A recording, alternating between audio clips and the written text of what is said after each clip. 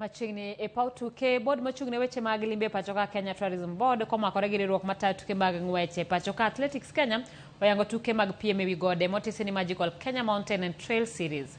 Tuke go mopogi nyadi auchiel ibiro bagi e kor gwenge kochakore gi tielo ma Tinderet Bargetuny Mountain Run Edition mibiro bagi tarik 18 dwe mokwongo higa manyien kapok tielo mogik mar auchiel bagi dwe mar 12 higa manyien e gode mag Mount Elgon.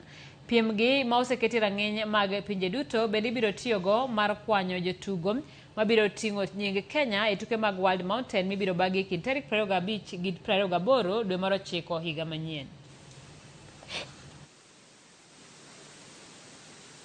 We are taking Tinderet mountain running very seriously, and we want to thank the expertise of Central Rift Athletics Kenya, who have a big team that are well trained, teaming up with other Kenyans to ensure that the race will be organized and will be officiated with that international standards.